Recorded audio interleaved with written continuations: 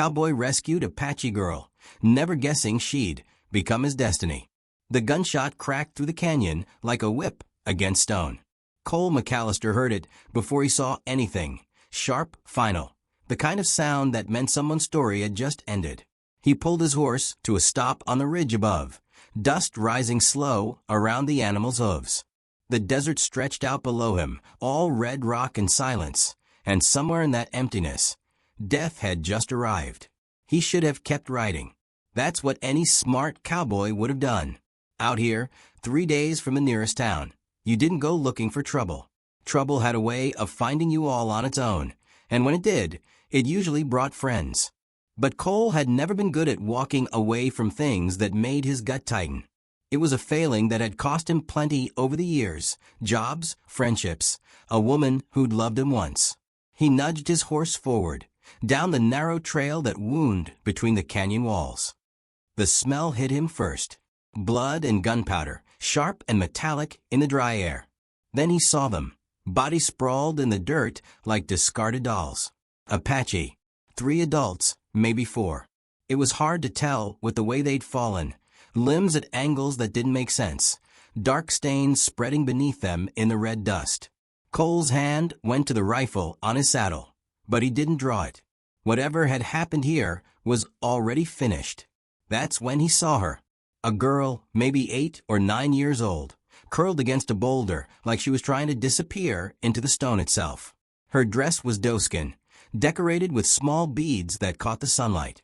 Her face was streaked with dirt and tears, and her eyes, God, her eyes were the darkest things he'd ever seen, wide with a terror so deep it made his chest ache. She wasn't moving, just staring at him like he was death come back for a second pass. Cole dismounted slow, keeping his hands where she could see them. He'd learned a little Apache from a trader he'd worked with years back, but the words felt clumsy in his mouth now, inadequate for whatever needed saying in a moment like this. "I'm not here to hurt you," he said in English first, then tried the Apache words he remembered. His accent was terrible, he knew, but it was all he had. The girl didn't respond, didn't blink, just kept staring with those enormous eyes that seemed to hold every nightmare the frontier could produce. Cole looked around the canyon, trying to piece together what had happened. The bodies were fresh, couldn't have been dead more than an hour. White men had done this, he could tell by the way they'd killed. Rifles at close range, efficient and cold. Not a raid. Not a battle. An execution. The girl's family, probably. Maybe her whole world. He'd seen enough death in his 32 years to know that some things broke people beyond fixing. This child had just watched everyone she loved get murdered. The right thing, the smart thing, would be to ride to the nearest Apache camp and leave her with her people. Let them handle it. Let them grieve and bury their dead in whatever way their customs demanded. But the nearest Apache settlement was 2 days north, and he didn't know if this girl had 2 days. She looked like she might shatter if the wind blew wrong. And there was something else. Something that made the hair on the back of his neck stand up. The men who'd done this might come back. Cole had spent enough years as a ranch hand, a drifter, a sometimes deputy in towns that needed temporary law, to know how killers thought. They'd want to make sure there were no witnesses, no loose ends. If they'd missed this girl the first time, they'd be back to finish the job. He took a step closer, and the girl flinched. Her small hand clutched at something beneath her dress, something hidden against her chest. "I'm not going to hurt you," Cole said again, softer this time. He crouched down, making himself smaller, less threatening. "But we can't stay here. Do you understand? The men who did this, they might come back." Still nothing. Just those eyes, watching him like he was a wolf circling. Cole had never been good with children. Never had any of his own, never spent much time around them. His life had been horses and cattle, long trails and longer silences, the kind of work that kept a man moving and alone. But looking at this girl now, seeing the way her whole body trembled with held-in terror, something shifted in his chest. He thought about his own childhood, about the day his father died in a mining accident and left him and his mother to fend for themselves. He'd been 12, old enough to understand loss, but too young to know what to do with it. This girl was younger, And her loss was fresher, more violent. She'd seen things no child should ever see. "My name's Cole," he said, pointing to himself. Then he pointed to her, raised his eyebrows in question. She didn't answer, but her eyes flickered to the bodies behind him, and a sound escaped her throat, small, broken, barely human. Cole felt something crack inside him. He'd seen plenty of death, caused some of it himself when he had to. But this was different. This was innocence destroyed. This was the frontier at its cruelest, taking and taking until there was nothing left but dust and grief. He made a decision, then, the kind of decision that couldn't be unmade. "Come with me," he said, standing slowly. He held out his hand, knowing she probably wouldn't take it, but offering anyway. "I've got a place. It's not much, a ranch house about half a day's ride from here. You'll be safe there. I promise." Promises. Such fragile things out here, where the land itself seemed determined to break everything it touched. The girl looked at his hand like it might bite her. For a long moment, she didn't move. Then, so slowly it almost didn't seem real, she uncurled from her position against the boulder. Her legs shook when she stood, and Cole could see she was injured. A gash on her arm, blood dried dark against her brown skin. She didn't take his hand, but she didn't run either. Cole walked back to his horse, moving careful, keeping his movements predictable. He pulled a canteen from his saddle and offered it to her. She stared at it for a few seconds before stepping forward and taking it with both hands. She drank like she'd been thirsty for days, water spilling down her chin. When she finished, she wiped her mouth with the back of her hand and looked up at him. Still scared. Still broken. But something else too. A spark of something that might have been trust, or might have just been exhaustion, so complete she didn't have the strength to be afraid anymore. Cole lifted her onto his horse, and she went stiff as wood in his hands, light as a bird. He climbed up behind her, careful not to touch her more than necessary, and turned the horse south, toward home. Behind them, the canyon held its dead in silence, and the sun beat down like judgment. Cole didn't look back. He'd made his choice, and out here, choices had weight. They followed you, changed you. Sometimes they saved you, and sometimes they destroyed everything you tried to build. He didn't know which this would be yet, but as they rode through the desert heat, he felt the girl's small body gradually relax against him, just a fraction. And in his saddlebag, he carried the weight of questions he couldn't answer. Who had killed her family? Why? And what was she hiding beneath her dress, clutched so tight her knuckles had gone white? The desert wind picked up, carrying the scent of sage and distance, and Cole McAllister understood that his days of drifting alone were over, whether he'd meant for them to be or not. She wouldn't eat. Cole set the plate down in front of her for the third time that morning, beans and cornbread, simple food but honest, and watched as she stared right through it like it wasn't there. The girl sat on the wooden steps of his ranch house, small and still as a carved figure, her eyes fixed on some point in the distance that only she could see. He'd brought her home 2 days ago, and she hadn't spoken a single word. Not when he'd cleaned the wound on her arm. Not when he'd given her a blanket and shown her the small room off the kitchen where she could sleep. Not even when his horse had spooked at a rattlesnake and nearly thrown them both. She just existed in some silent place he couldn't reach, locked behind walls built from terror and grief. Cole understood silence. He'd lived alone on this ranch for 4 years, ever since his partner had died and left him the land. The quiet didn't bother him most days. It was peaceful in its way. A man could hear himself think out here, could work through his troubles without anybody asking questions or offering advice he didn't want. But this girl's silence was different. It wasn't peaceful. It was the kind of quiet that came after something broke, the stillness that followed violence. It made the air feel heavy, like the space between lightning and thunder. He crouched down beside her, careful not to get too close. "You need to eat something," he said, keeping his voice low and steady. "I know you don't want to, but your body needs it." Nothing. Not even a flicker of recognition that she'd heard him. Cole ran a hand through his hair, frustrated.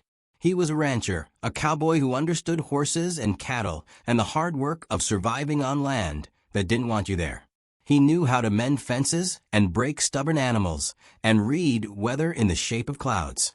But this, caring for a traumatized child, was beyond anything he'd ever learned. He left the plate beside her and walked back into the house, his boots heavy on the wood floor. Through the window, he watched her sitting there, motionless.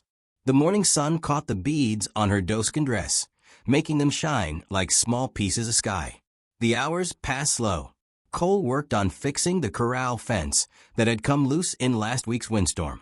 He hauled water from the well. He checked on his 3 horses, good animals, steady and strong, the kind you could trust when everything else fell apart. The whole time, he kept glancing back at the house, looking for any sign that the girl had moved. She hadn't. By afternoon, the plate was still sitting there untouched, and Cole felt something close to panic rising in his chest. How long could a child go without food? She'd drunk water from his canteen on the ride here, but that had been 2 days ago. If she kept refusing to eat, she'd die. Simple as that. And he'd have saved her from those killers in the canyon only to lose her to her own grief. He tried again at supper, bringing out a tin cup of milk and a piece of bread with honey. He'd traded for the honey 3 months back from a widow in town, had been saving it for something special. This seemed special enough, keeping a child alive. "Please," he said, setting it down beside her. The word came out rougher than he meant it to, edged with worry. "Just a little bit. That's all I'm asking." The girl's eyes moved then, just slightly. They found his face, held there for a moment, then looked away. But it was something. The first acknowledgement she'd given that he existed as more than just another threat in a world full of them. Cole sat down on the step below her, giving her space but staying close. He didn't speak, didn't push, just sat there as the sun started its slow drop toward the horizon, painting the desert in shades of gold and rust. This was the time of day he usually liked best. The heat would break, and the land would breathe easier, and sometimes he'd see deer coming down from the hills to drink at the creek that ran along his property line. It was peaceful, beautiful, even in a harsh kind of way. But tonight, the beauty felt wrong. How could the world be this pretty when a child sat broken beside him? How could the sky burn gold while she carried all that darkness inside her? "I lost someone too," Cole said finally, his voice barely above a whisper. He wasn't sure why he was telling her this. Maybe because the silence had grown too heavy. Maybe because he needed to fill it with something true. "My partner. Man named Thomas Green. We built this ranch together, worked it for 3 years. Then one winter he got sick. Pneumonia. I tried everything, kept him warm, made him drink water and broth. Rode 2 days to get medicine from the doctor in Silver Creek." He paused, remembering. Thomas had been more than a partner. He'd been a friend, maybe the only real friend Cole had ever had. They'd understood each other without needing many words, had worked side by side through drought and storm and all the difficulties that came with trying to make something grow in land that fought you every step. "He died anyway," Cole continued. "Right there in that room where you're sleeping now. And for a long time after, I didn't want to talk either. Didn't see the point. Words couldn't bring him back, couldn't change what happened. So I just stopped. Worked the ranch alone. Ate alone. Slept alone. It was easier that way." The girl still wasn't looking at him, but he could tell she was listening now. Her body had shifted, just slightly, turned a fraction of an inch in his direction. "I'm not good at this," Cole admitted. "Taking care of people. I'm better with animals. They don't need you to say the right thing or know how to help with the complicated stuff. But I'm trying, and I'm not going to give up on you, even if you never speak, even if you hate me for bringing you here instead of leaving you in that canyon. You're safe here. That's a promise." The desert wind picked up, carrying the scent of sage and dust.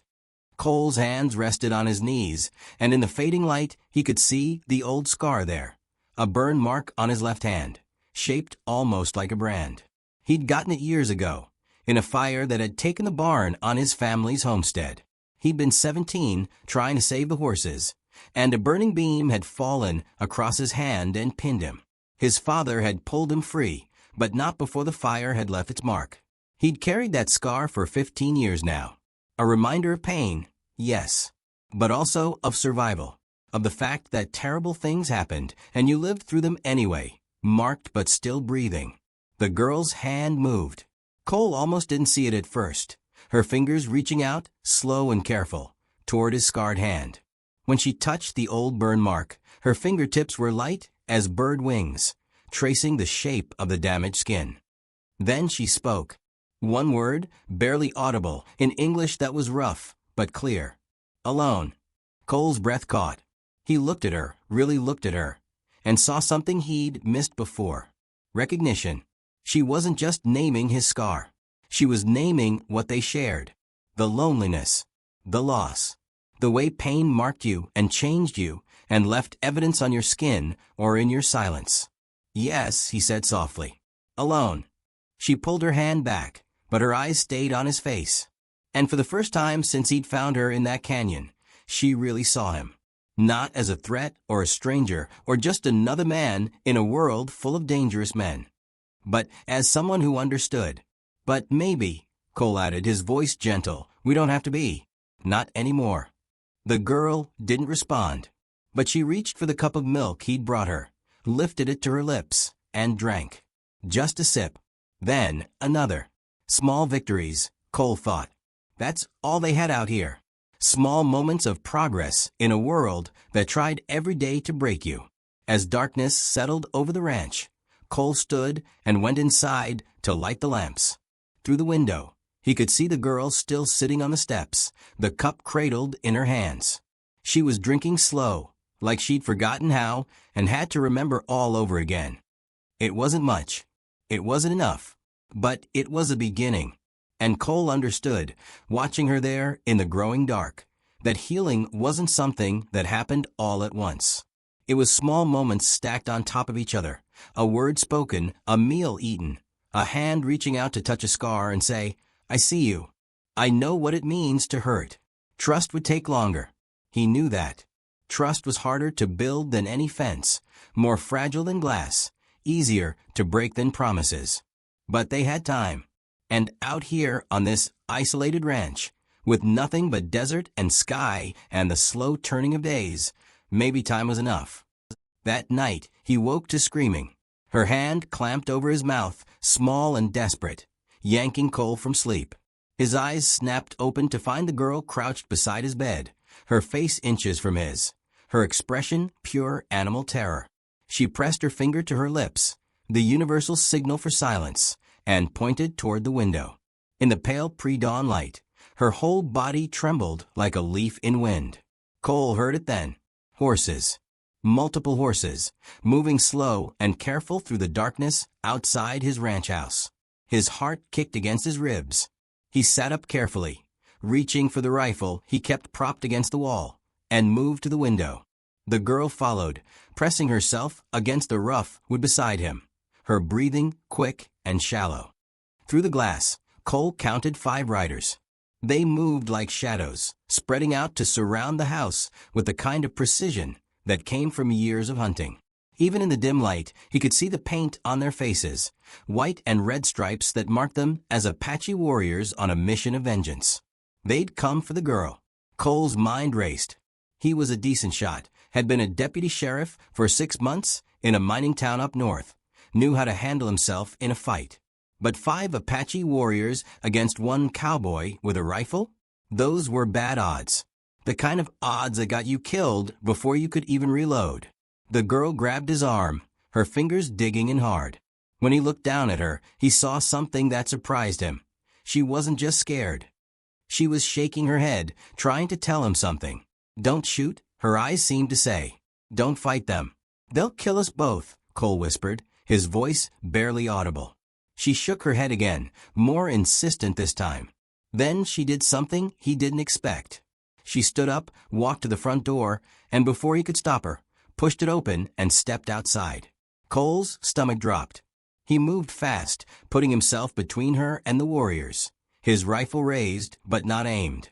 It was a neutral position, the kind that said he wasn't looking for a fight but wouldn't back down if one came to him. The Apache warriors stopped their horses about 20 feet from the porch. In the growing light, Cole could see them more clearly now. They were older men, not young braves looking for glory. Their faces were hard and weathered, marked by years of survival in land that showed no mercy. The leader sat straight on a paint horse, a rifle resting across his lap, his eyes moving from Cole to the girl and back again. Nobody moved. The moment stretched out like wire pulled tight, ready to snap. Then the girl spoke. Her voice was still rough from days of silence, but the words came out in Apache, flowing and urgent. She stepped forward, away from Cole's protection, and kept talking. He couldn't understand what she was saying, but he could hear the emotion in it, desperation mixed with something else. Relief, maybe, or recognition. The lead warrior's expression changed. His eyes widened slightly, and he lowered his rifle. He said something back to her, his voice deep and controlled, and the girl responded, pointing back at Cole, then at herself, then making gestures toward the canyon where he'd found her. Cole stood there feeling useless, his rifle growing heavy in his hands. Whatever was happening, it was beyond his understanding. All he could do was wait and hope the girl was explaining things in a way that wouldn't get him killed. Finally, the warrior looked at Cole and spoke in English. The words were accented but clear, each one heavy with meaning. "You are the rancher who found her." It wasn't a question. Cole nodded anyway. "Yes. 2 days ago. In the canyon, after..." He stopped, not sure how to finish that sentence. "After your people were murdered seemed too blunt. After the killing felt too distant. After the white men came, the warrior finished for him." His face showed nothing, but his voice carried the weight of old anger, the kind that had been burning for a long time. "We have been tracking them, following their trail. We found the bodies, found the place where horses stopped and one rider took a different path." He gestured toward Cole's ranch, and Cole understood. They'd followed his tracks from a canyon, had known exactly where to find them. They could have attacked in the night, could have killed him in his sleep. But they'd waited, watched, tried to understand. "She is Nailnish," the warrior continued, using a name Cole didn't know. "Daughter of my brother's son. Her father was killed 3 months ago by white men who wanted our water rights. Her mother took her to the canyon to be safe, to hide until the trouble passed. But the trouble followed." Cole felt something cold settle in his stomach. The same men. The warrior's jaw tightened. The same. White ranchers from Silver Creek. They want our land. They want the water that runs through it. They are killing us, one family at a time, making it look like accidents or raids. But we know. We have always known. The girl, Nailnish, spoke again, her words coming faster now. The warrior listened, his expression softening as she talked. When she finished, he looked at Cole with something that might have been respect. "She says you saved her. She says you are a good man, not like the others. She says you have your own scars." Cole's hand went unconsciously to the burn mark on his palm. The girl must have told them about that moment on the porch, when she touched his scar and spoken her first word. Alone. The memory felt like it had happened years ago, instead of just yesterday. "I couldn't leave her there," Cole said simply. "No man with any kind of conscience could." "Many white men have no conscience," the warrior replied. His eyes were hard but honest. "We have learned this many times. But you are different. That is why you are still alive." Another warrior spoke from behind the leader, his words sharp in Apache. An argument started, voices rising. Cole's grip tightened on his rifle, but Nailnish stepped forward again, putting herself between Cole and the warriors. She spoke with a strength that seemed impossible for someone so small, so recently broken by grief. The argument stopped. The warriors looked at each other, some kind of understanding passing between them that Cole couldn't read.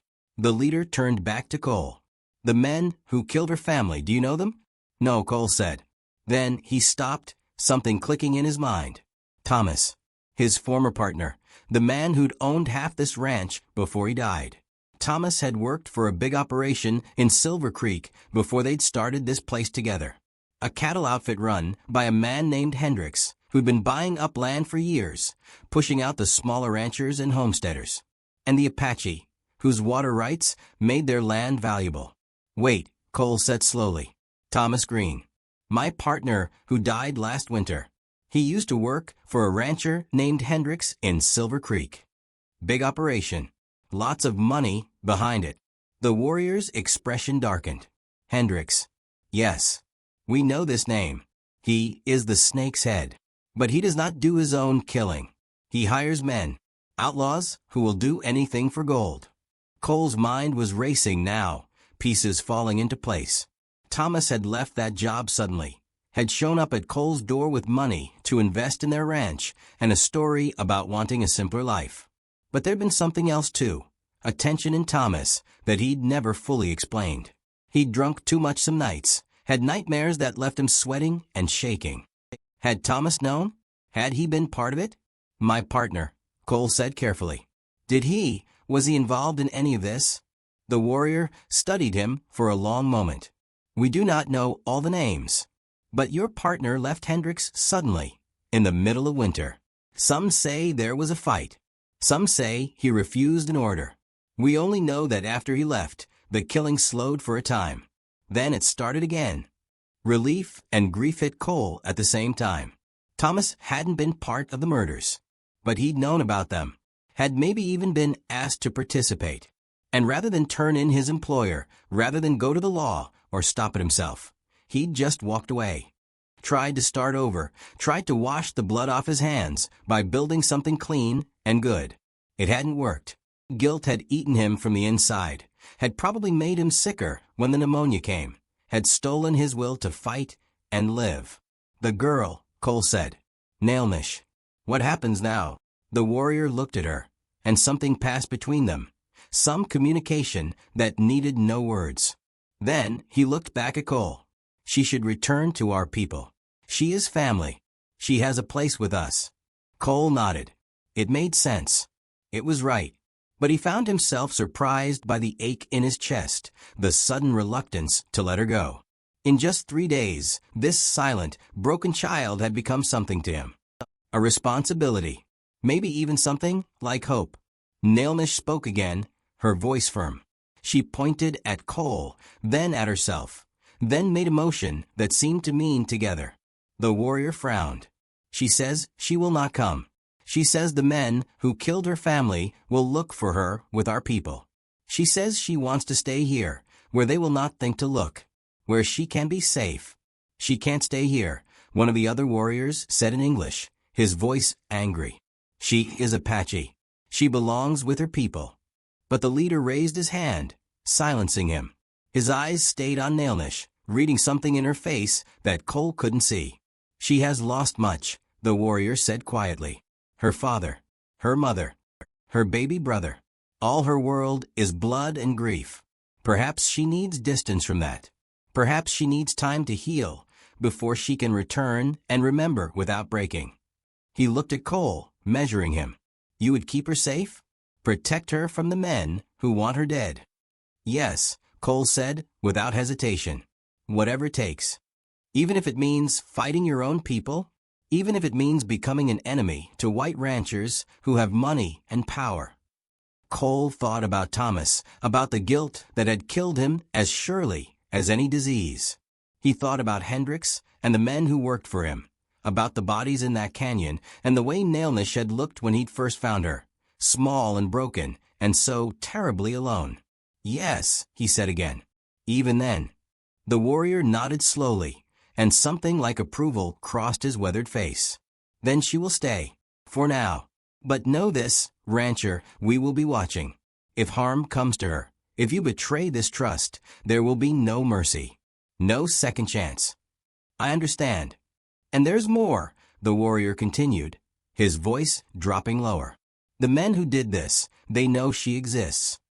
They will have seen your tracks leading away from the canyon. They will come looking to finish what they started. You cannot fight them alone. Cole's jaw tightened.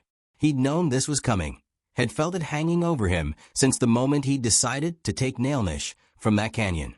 But hearing it spoken out loud made it real in a way that tightened his chest. What do you suggest? The warrior reached into a leather pouch at his belt and pulled out something small. He rode forward and handed it to Cole, a piece of turquoise, carved with markings Cole didn't recognize. If you need help, if they come for you, light a fire on the ridge behind your house at sunset. We will see it. We will come. Cole closed his hand around the turquoise, feeling its smooth weight. Thank you.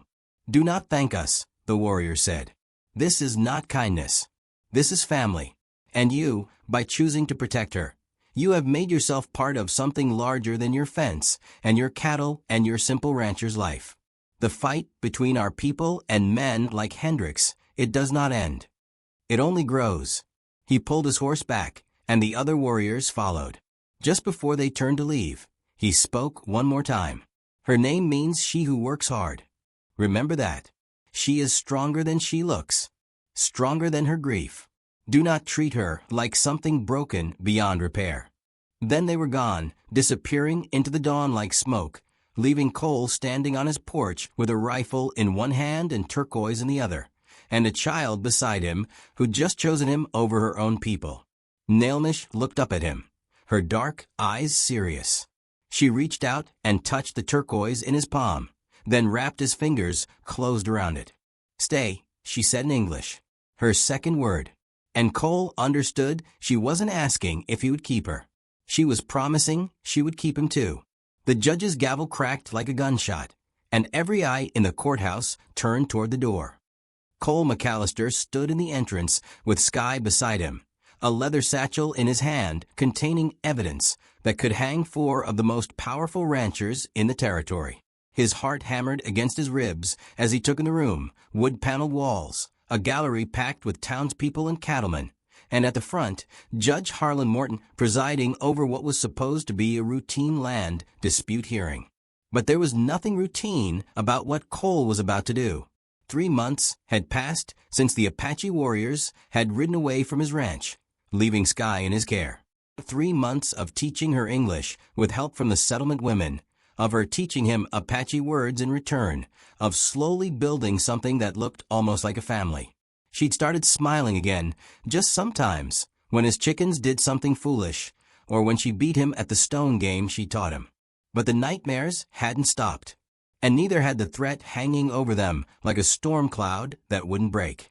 Cole had spent those months investigating, quietly asking questions, following trails that led from his dead partner Thomas to a man named Marcus Hendricks, a wealthy cattle baron who owned half of Silver Creek and wanted the other half.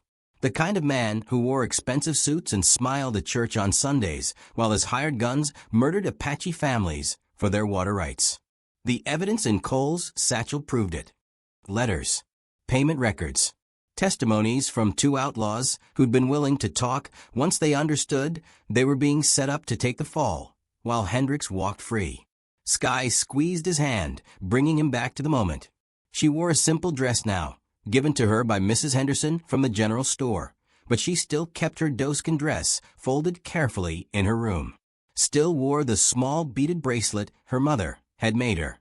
Still carried her past even as she stepped into an uncertain future. Mr. McAllister, Judge Morton said, his voice carrying the authority of 30 years on the bench. This is highly irregular. This hearing is already in session. I know, Your Honor, Cole said, his voice steady despite the fear churning in his gut. But what I have to say can't wait. It concerns this case, and several murders that have been going unpunished in this territory. A murmur ran through the gallery. Cole saw faces he recognized, ranchers he'd worked with, townspeople who'd bought beef from his small operation, and there in the front row, Marcus Hendricks himself. The cattle baron sat perfectly still, his expression showing nothing, but his eyes were cold and calculating. Beside Hendricks sat his lawyer and 3 other men Cole had identified through his investigation. Samuel Porter, who owned the land adjacent to the Apache water sources, James Wickham, a banker who'd been funding Hendricks's expansion, and Robert Chase, the territorial surveyor who'd been falsifying land claims. These were the men who'd ordered the murders, who'd sent killers into that canyon where Cole had found Sky surrounded by her family's blood. Judge Morton studied Cole for a long moment, then gestured toward the witness stand. Very well. State your name and purpose for the record. Cole walked forward, Sky moving with him, until he gently guided her to a bench near the front. She sat down, her back straight, her hands folded in her lap. She looked so small in that room full of powerful men, but there was steel in her spine that he'd come to recognize over the past months. "My name is Cole McAllister," he said, placing the satchel on the judge's bench. "I'm a rancher, former deputy sheriff of Copper Ridge, and guardian to the girl sitting behind me. 3 months ago, I found her in Redstone Canyon, the sole survivor of a massacre that killed her mother, her baby brother, and 2 other members of her family." Another murmur, louder this time. Hendrix's lawyer stood up. "Your Honor, this is absurd. What does this have to do with the land dispute currently before the court?" "Everything," Cole said, looking directly at Hendrix. "Because the land you're fighting over, the water rights you're trying to claim, those belong to the Apache families you've been systematically murdering. And I have proof." The courtroom exploded. People shouting, standing, the judge banging his gavel for order. Sky didn't move, didn't flinch, just kept her eyes on Cole like he was the only solid thing in a world tilting sideways. It took 5 minutes for Judge Morton to restore order. When the room finally quieted, he leaned forward, his expression grave. "Those are serious accusations, Mr. McAllister. I hope you can back them up." "I can, Your Honor." For the next hour, Cole laid it out. He showed the payment records. Large sums paid by Hendrix to known outlaws, always dated just before Apache families disappeared or were found dead. He presented letters between Hendrix and Porter, discussing the need to clear obstacles from valuable land. He brought forward testimony from the 2 outlaws who'd agreed to talk, men who'd been promised protection by the territorial marshal in exchange for their cooperation. And he told the story of Sky, how he'd found her, how the Apache warriors had tracked him down, how they'd revealed the pattern of murders stretching back over 2 years.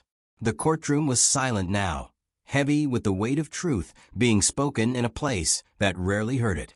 When Cole finished, Judge Morton looked like he'd aged 10 years. He studied the evidence, his weathered hands moving slowly through the papers. Finally, he looked up at Hendrix and the 3 men sitting with him. "Gentlemen," he said quietly, "I'm issuing warrants for your arrest. Pending further investigation, you'll be held. This is an outrage." Hendrix stood, his composure finally cracking.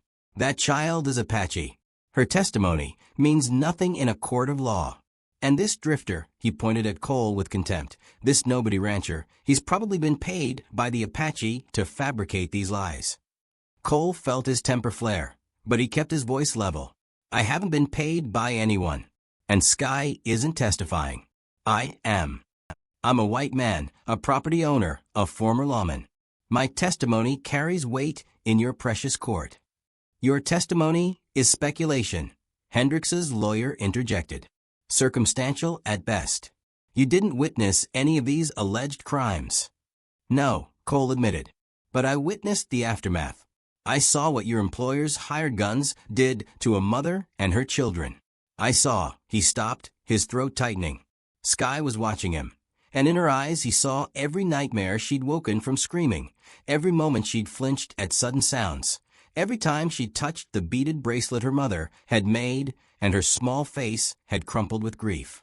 "I saw enough," Cole finished quietly. "And if this court won't see justice done, then it's not worth the wood it's built from." Judge Morton's jaw tightened. He was a good man, Cole had heard, but he was also practical, political.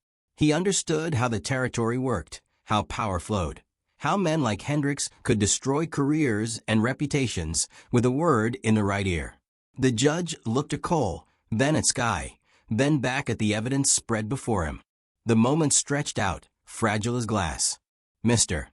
McAllister," Judge Morton said finally, "you understand what you're doing here? The consequences of these accusations?" "Yes, Your Honor. You'll be marked as a traitor to your own race. You'll lose business, lose friends. Men like Hendrix have long memories and longer reach. Your life will never be the same." Cole felt Sky's eyes on his back, felt the weight of the promise he'd made to her people that day when the Apache warriors had ridden away. Protect her. Give her justice. Be the kind of white man who chose right over easy. "I understand," Cole said. But some things are worth more than safety. The judge nodded slowly, something like respect crossing his face. Indeed. He turned to Hendricks and the others. Gentlemen, you're under arrest. The marshal will take you into custody pending trial. This hearing is adjourned. Chaos erupted again. Hendricks was shouting, his lawyer protesting, townspeople arguing in the gallery. Two marshals moved forward to take the accused men into custody, and Hendricks turned on Cole with pure hatred in his eyes. You've signed your death warrant, McAllister. You and that Apache brat both. Cole stepped forward, his hand resting on the gun at his hip. Try it, please. Give me a reason. The marshal stepped between them. That's enough. Hendricks, you're coming with me. As they led the four men away, Cole felt his legs go weak. He'd done it. Actually done it. Stood up in front of the whole territory and accused powerful men of murder, knowing it would cost him everything. Skye appeared at his side, slipping her hand into his. She looked up at him and spoke in careful English. Brave. Cole looked down at her. This child who'd lost everything and somehow found the strength to keep going. She taught him more about courage in 3 months than he'd learned in 32 years. No, he said softly. You're the brave one. I'm just trying to keep up.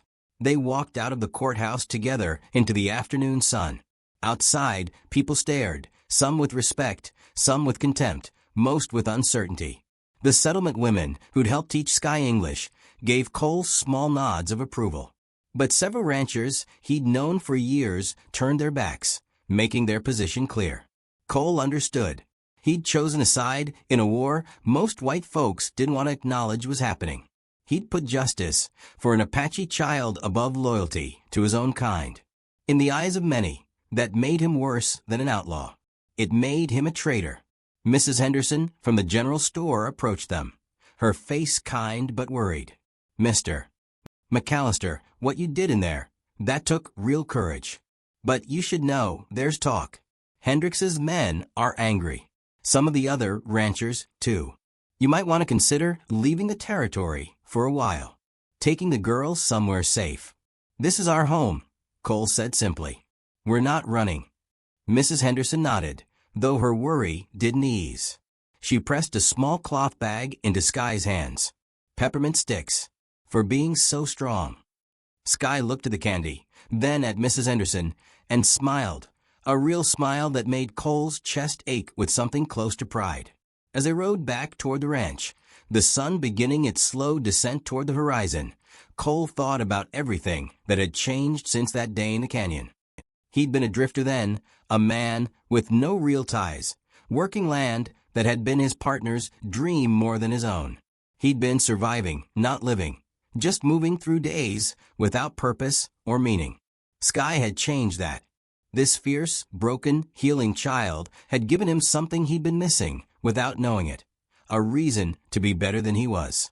A reason to fight for something beyond his own survival. The ranch came into view, small and modest against the vast desert landscape. It wasn't much, a house that needed repairs, corrals that wanted mending, land that fought you for every blade of grass. But it was theirs. And for the first time since Thomas had died, Cole could imagine a future there. Not alone. Not just surviving. Actually living. Skye leaned against him in the saddle, tired from the long day and the weight of watching justice, however imperfect, finally arrive. As they approached the house, she pointed toward the ridge behind the property where Cole had once lit a signal fire to call the Apache warriors. Family, she said in Apache, then in English. Here, there, all. Cole understood. She wasn't Apache or white anymore. She was both. She was something new, a bridge between worlds that had been at war for generations. And he was part of that bridge now too, whether he'd intended to be or not. They dismounted, and Skye ran ahead to feed the chickens, her laughter carrying on the evening breeze when the rooster chased her like he always did. Cole watched her, this child who'd survived the unsurvivable, who'd chosen to trust again when trust had been shattered, who'd shown him that mercy and justice weren't opposites, but partners in the slow work of healing. The wind picked up, carrying the scent of sage and distance, and somewhere in the hills, Cole thought he heard horses. The Apache, maybe, watching from their hidden places. Making sure their daughter's daughter was safe.